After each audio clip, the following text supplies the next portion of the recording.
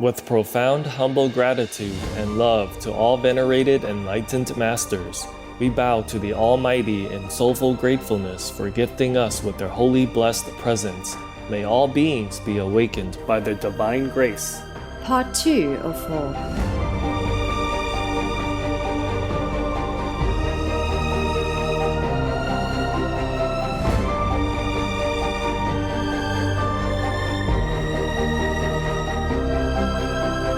Etc.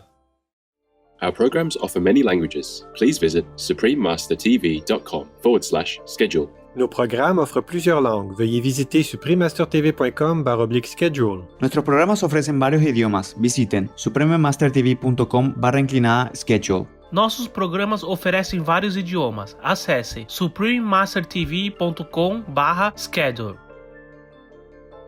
The mind that thinks I am is therefore self-clinging, rather like mistaking a length of colored rope for a snake.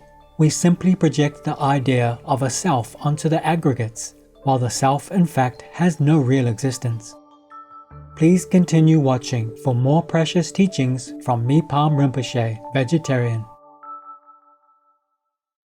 Vegan. Exchange that piece of meat for your children's lives.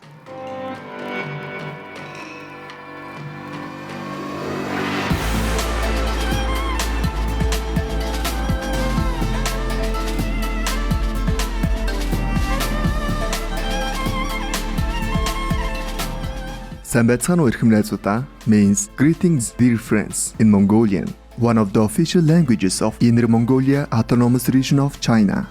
I am Arban.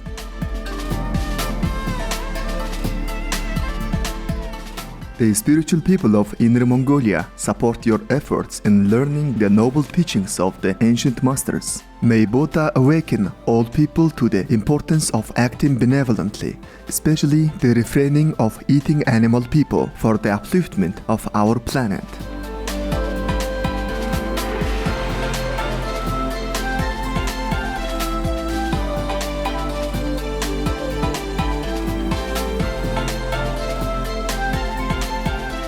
Welcome to Mindfulness and Selflessness, Selections of Tibetan Buddhism, texts by Mipham Rinpoche, Vegetarian, Part 2 of 2, on Words of Wisdom. Tibetan Buddhism is a religion with a rich cultural heritage that emerged from a wide range of spiritual practices. These include the complete scope of the Buddha's teachings from the Hinayana, Mahayana, and Vajrayana traditions. Different schools belonging to Tibetan Buddhism today include the Nyingma, founded by Padmasambhava, Kagyu, founded by Tilopa, Sakya, founded by Konchokelspo and his son Sachin Konga Nimpo, and Gelug, founded by Tsongkhapa Lobsang Tragpa. The teachings of Tibetan Buddhism focus on mindfulness of death and the ephemeral nature of life, leading to diligence in meditation and spiritual practice.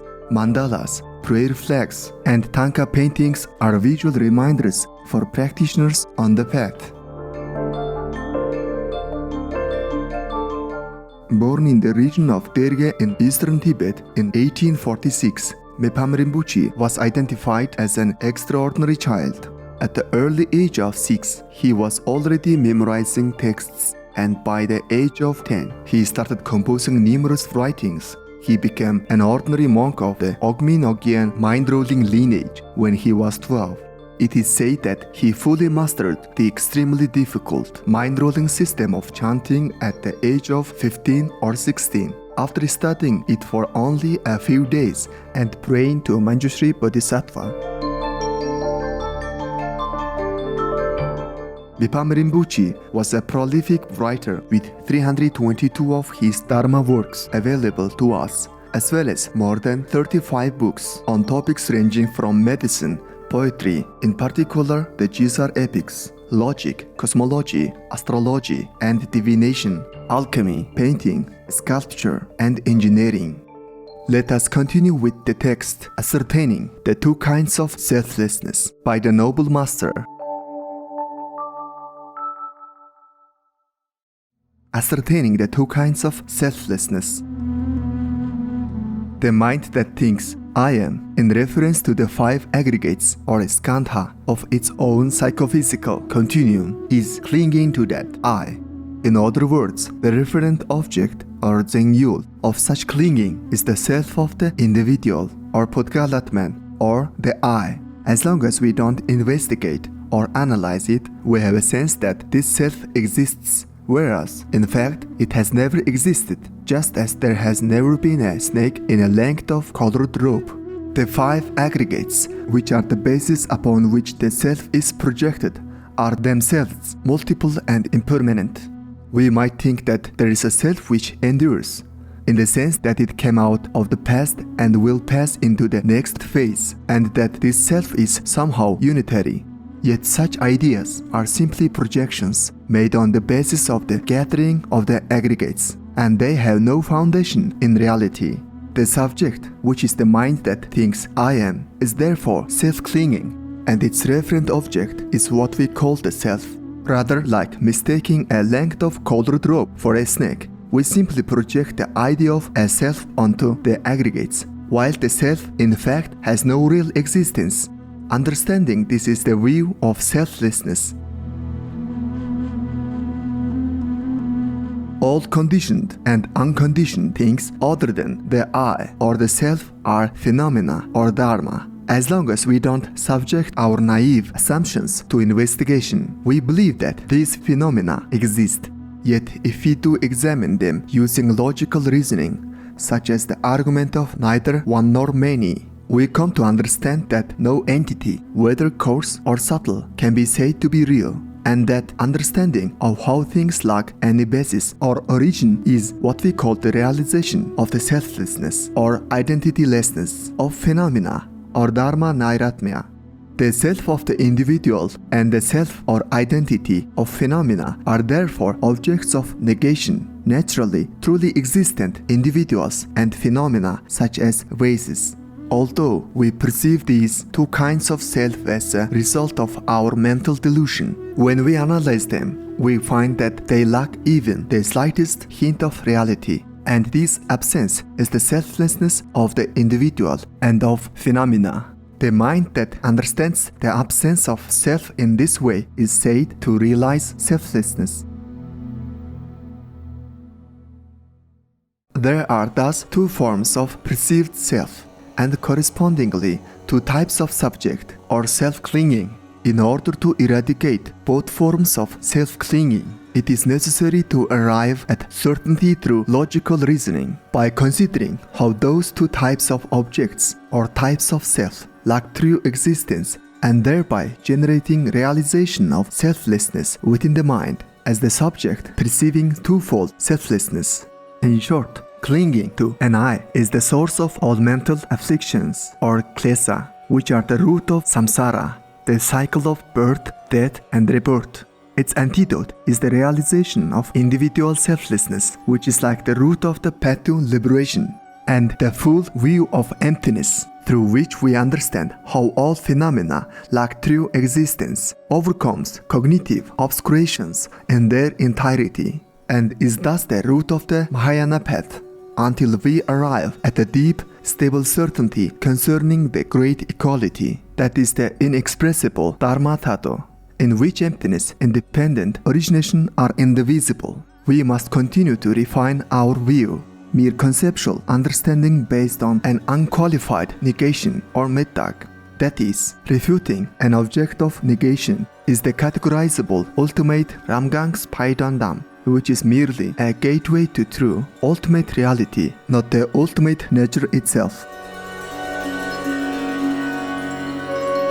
The middle way of unlimited unity, or the uncategorizable ultimate, Ramgangs Maying Paidandam, is the natural state of the indivisibility of the two truths, which is understood through self-knowing awareness and is characterized by pacification of wave-like conceptual elaboration.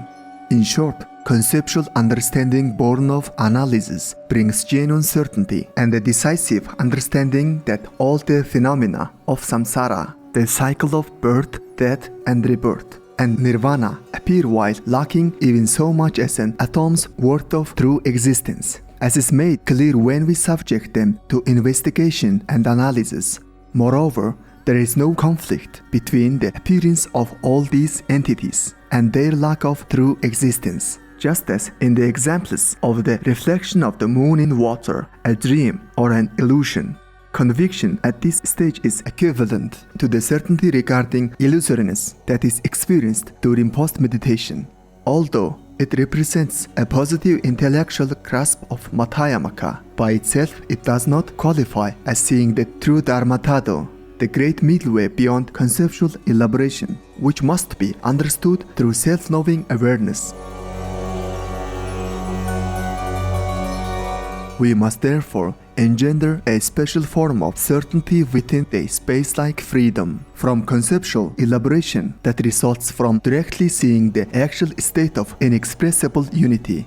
Then we must practice the meditative equipoise in which all philosophical standpoints based on thoughts of refutation or proof have faded away entirely.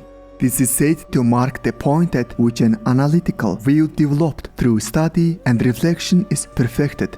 Still, the Dharmatado, which is an object of self-knowing awareness, can only be seen through the complete transcendence of ordinary mental processes, and not through any outwardly directed language-based analysis which fails to strike the crucial point. Moreover, those who are adept at settling the mind as a result of their guru's pith or concise instructions find it easy to develop certainty. We must therefore understand the key points of the path without error.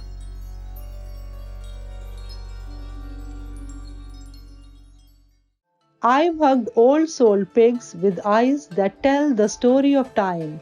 I've sung to camels who seem to truly understand my greatest fears. And I consider every dog I've ever had to be my very best friend. They've been my safety blanket, my light in the storm, and have saved my life more times than I can count. Sia Vegetarian. Joyous viewers, it was a delight to have your company today for Words of Wisdom. Coming up next is Betty White, the Golden Girl with the Tender Heart, Part 2 of 2, right after Noteworthy News. May the Providence guide you and your loved ones on the path of serenity and happiness. Our programs offer many languages. Please visit suprememastertv.com/schedule and suprememastertv.com/WOW.